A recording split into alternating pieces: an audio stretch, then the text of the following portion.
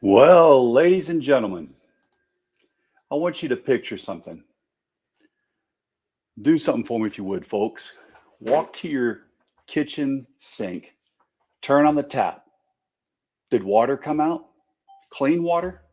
Water that you'd let your kids drink? If it did, congratulations. If it did, congratulations. You're luckier than as many as 10 million of your fellow Americans. And a whole lot of them are our neighbors. Right here in Kentucky, right across the river in West Virginia, if you go over to Appalachia, folks in the hollers who are still hauling water in the bed of a pickup truck in the year of our Lord 2026. Welcome back to the Hillbilly Think Tank. I am Spencer Keck, and you are listening to me live in Tunnel Hills, Kentucky. I'm the educated hillbilly. No, that's not an oxymoron. Don't call me a moron. There have been educated, erudite, and emancipated hillbillies in these here hills ever since Daniel Boone came through the Cumberland Gap. I'm one of the Cumberland Gap originals. My family's been here since then. So I am also a Navy FMF corpsman, retired, combat veteran, public school teacher, and a candidate for Hardin County District 3 Magistrate. Today, we are connecting three stories that on the surface, they don't look like they have a whole lot of connections to each other. Three stories. But they do have a lot of connection. Dirty water, flesh-eating maggots, and a corporation suing a small Kentucky town for the crime of asking questions. Well, folks, these three stories, again, they are the same story. It's the story of what happens when government oversight gets gutted and corporate greed fills the vacuum. And it's a story that ends right here in Colesburg, in Younger Creek, in Tunnel Hills, in Burns Hollow, and Patty Hollow, and out by Buffalo Lake, and all through Elizabethtown. So let's go ahead and dig in. Segment 1, the water gap. We can't prove it. Straight Arrow News ran a piece this week about an 81-year-old woman named Rosa Runyon in McDowell County, West Virginia. Appalachian woman, raised her kids, catching rainwater in barrels and hauling spring water for cooking and bathing. She and her husband, at 83 years old, laid their own pipes to pull mountain water out of an abandoned mine. When those pipes froze in winter, that old man climbed the hill with a torch to thaw them. In her neighborhood, they say half the folks have died of cancer, including her husband. Asked if the water could be to blame, she said, "I know it's a possibility, but we can't prove it." We can't prove it. Y'all sit with that. She can't prove it because nobody's counting. Think about it. There is no comprehensive federal system that tracks whether Americans have reliable running water. None. Since 1990, the government has been systematically stripping water and plumbing questions out of the data it collects. The working toilet questions got pulled from the 2020 census under the first Trump administration. You can't fix what you refuse to measure. And let me tell you something I learned as a hospital corpsman in the United States Navy, serving on naval ships and with Marines in the field in combat. When the patient's vital signs aren't being monitored, that's not an accident of paperwork. That is absolute, utter neglect. Here's the kicker on cost. The average American family with plumbing pays about $1,100 a year for water. Families in the water gap They spend something like $16,000 a year hauling it, buying it bottled, burning $300 a month in gas, driving 40 minutes each way to a filling station, a water filling station. The poorest people in America pay the most for water. That's not a free market. That's a rigged one. And these are not strangers. The water gap runs right through Kentucky and West Virginia, even parts of this county. And they dig deep. Appalachian Water Project is working in 6 counties around the state. Teachers and police officers, people with jobs who can't afford the hookup fee to a water line that runs past their own front porch.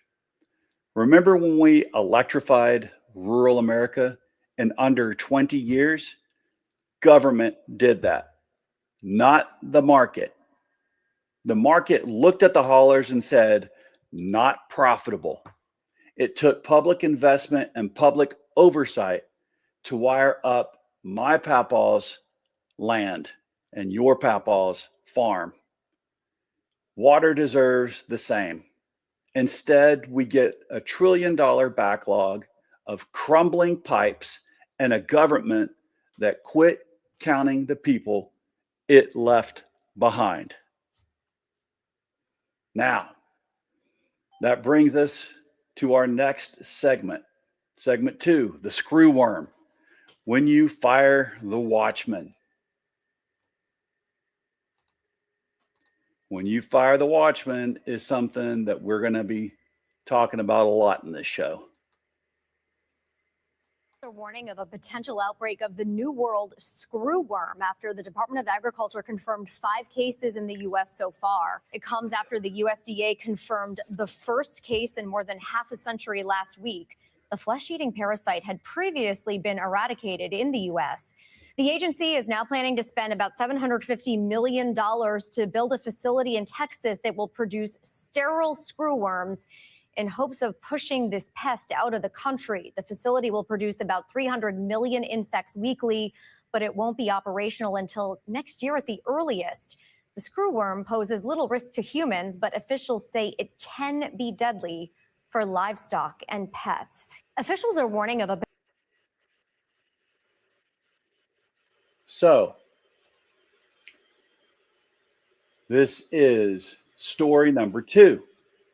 The New World screwworm, a flesh-eating parasite we eradicated 60 years ago. And it's back again inside the United States. So we just got to think for a minute about what that means. 60 years of eradicating something that was and is terrible for our livestock and for our pets. So the New World screwworm, again, that flesh-eating parasite that we eradicated, it's back. It's back, baby. Confirmed cases in Texas and New Mexico. Cattle, even a family dog. Now, the Trump administration's agricultural secretary, Brooke Rollins, went on TV and blamed, you guessed it, Joe Biden and open borders. But here's what the actual record shows. When Mexico confirmed its first case in late 2024, Biden closed the southern ports to live cattle imports. Trump came in and reopened them. Then his administration had to slam them shut again months later when the worm kept marching north. And while that was happening, what else was going on? DOGE, the so-called Department of Government Efficiency, cut the very programs that tracked and prevented screwworm spread overseas, including funding that supported more than 180 outbreak investigations in 22 countries. They slashed 1,300 jobs from the USDA's Animal and Plant Health Inspection Service, the literal bug inspectors, and the USDA workforce overall shrank by nearly 27%. They fired the watchman and then act shocked when the wolf showed up. And who pays? You do. Ground beef is up about 13% over last year. The USDA estimates Texas alone could eat 1,800 billion in losses. Every burger at the cookout, every pound of hamburger at the Kroger in E-Town costs more because somebody in Washington, D.C. decided food inspectors were waste.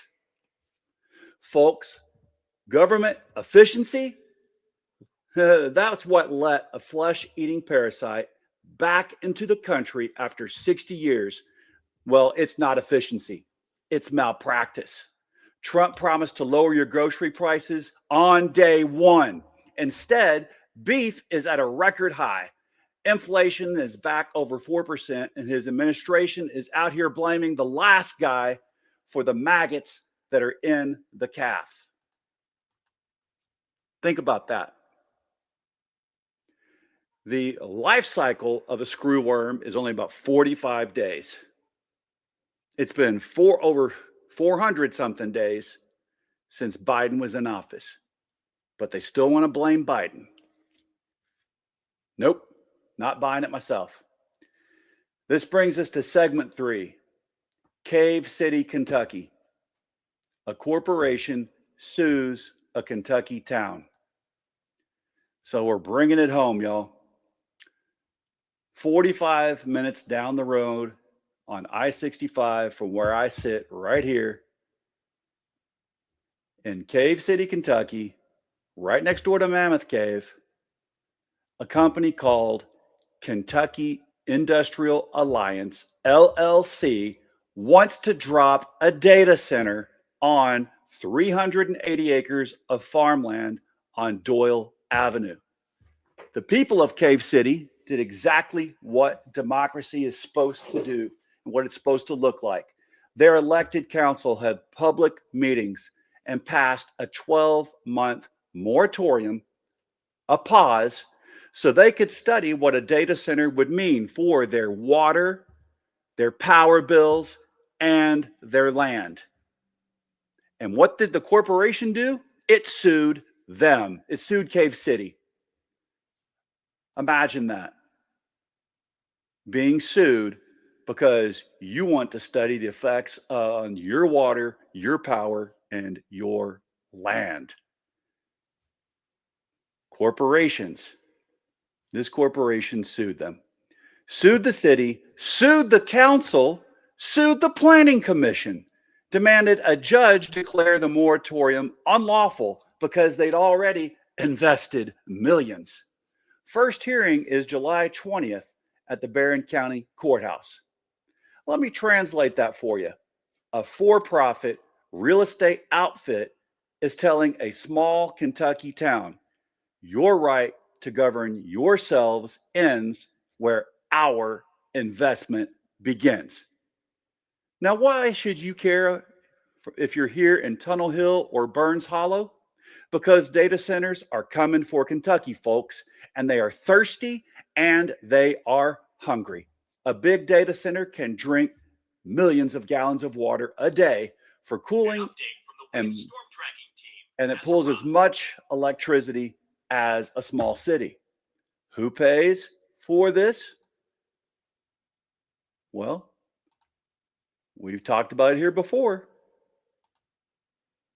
When that big data center drinks millions of gallons of water a day for cooling and pulls as much electricity as a small city, they have to have a new grid built. And who pays for that new grid? Ratepayers. You. Your Kentucky utilities bill. Your Nolan rec bill. Who competes with them for water? Your wells, your utility districts, your farms. Now, I'm not anti-growth. Hardin County knows growth. We landed Blue Oval, and we're proud of it, right? But there's a difference between growth that's planned with the people and growth that's imposed on the people. When a corporation's first move after hearing the word wait is a lawsuit, that tells you everything about whether they ever planned to be a good neighbor. People who want to be good neighbors, they don't sue you before they move into the house next door. All right, so that brings us to segment 4, the thread and what it means for District 3. So what ties these stories together, y'all? Story 1, government stopped measuring, stopped investing, and millions of Americans, including Kentuckians, drink dirty water or none at all, while paying more for it than anybody. Story 2, government fired the inspectors, cut the prevention programs, and a parasite we beat 60 years ago is back, jacking up your beef prices. Story 3, when one small Kentucky government actually tried to do its job, pause, study, protect its people, a corporation hauled it into court. The pattern is extremely simple. Deregulation doesn't make government go away. It just changes who that government works for. When public oversight retreats, corporate power advances. They poison the water, then sell it back to you in a bottle at a markup. They cut the inspectors, then charge you more at the meat counter. They strain the grid and the aquifer, then send us, the bill. And every bit of land that it hits the hardest is rural land. Think about it. Every bit of it, it just lands the hardest on rural people, on us. Now, what does a magistrate have to do with any of this? Everything. Fiscal court is exactly the level of government that decides whether the water districts serving Colesburg, Younger Creek, and Buffalo Lake area get the infrastructure investment they need before the pipes fail, not after. Whether folks out in Patty Hollow and Burns Hollow on wells and aging lines get counted and connected or get the McDowell County treatment. Whether Hardin County writes zoning and siting rules for data centers and heavy industrial users now, water use disclosure, ratepayer protections, real public hearings, so we never end up where Cave City is. Lawyering up again, a corporation with deeper pockets than our whole county budget, and whether we tell our state and federal partners the truth. Rural Kentucky doesn't need fewer inspectors and fewer protections. We need our fair share of the investment our taxes already pay for. I spent my years as a Fleet Marine Force corpsman, independent duty corpsman, serving Marines and sailors alive. I kept them alive. You know, my days now are spent teaching kids. Both jobs taught me the same lesson. Prevention is cheaper than the emergency. Clean water is prevention. Food inspection is prevention. Smart zoning, it's prevention. Getting all three to hand somebody a tax break or a no big deal, well, that's how you end up with cancer in the hollers, maggots in the herd, and your hometown in a courtroom. So, before we close out, just keep that in mind. Let's see who here we got making comments tonight. All right. We've got Snailter Ego. saying, blaming all of that on one other country. Okay. Better Weather says, like the set. Thanks, Better Weather. Snelter. All right. I think that the government is poisoning our wells by deregulation and allowing corporations to come in and having, a heyday. Have to agree. Getting our current military presupposedly fused with Israel's military, it's sickening. Yeah, we did a bit on that the other night. The Better Weather. Ounce of prevention is worth a pound of risk. And I've absolutely got to agree with that. And I absolutely do agree with it. I mean, that's an old saying that holds true forever. That's why we still talk about it. An ounce of prevention is worth more than a pound of cure. We know that.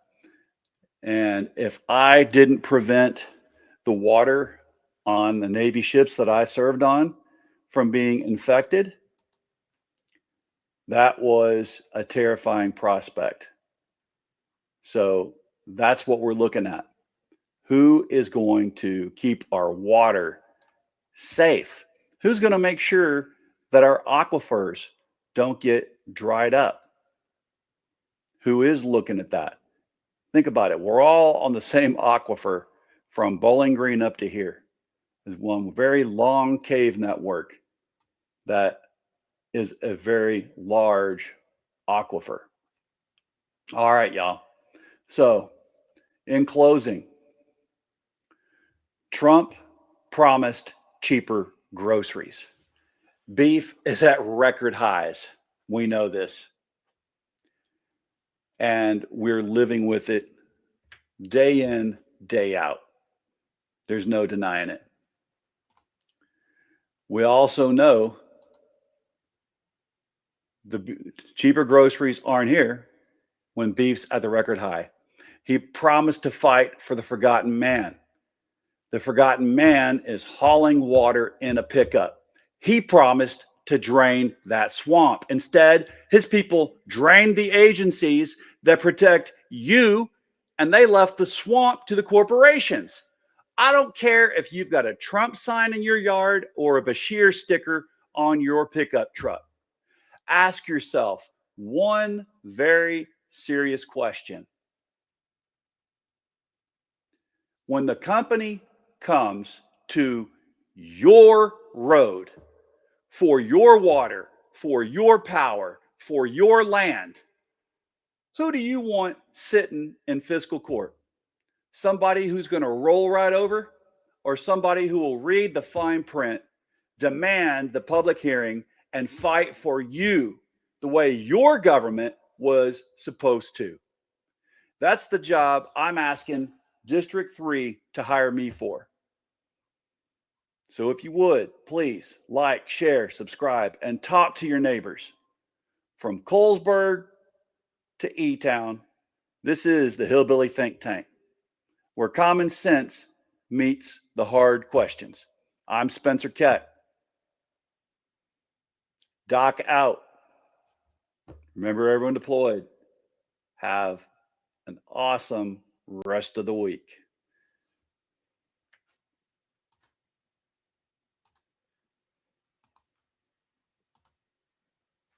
Beans shipping across country on regulated trucks. And third, they take organic cooked and modern bush beans. In the 1950s and 60s, convenience became king and TV did it. Soaking overnight, got later. But here's what they didn't say. Old-fashioned means it actually works. Your great-grandfather didn't grow scallop runners because they were tender. He grew them because when the bank foreclosed on farms across the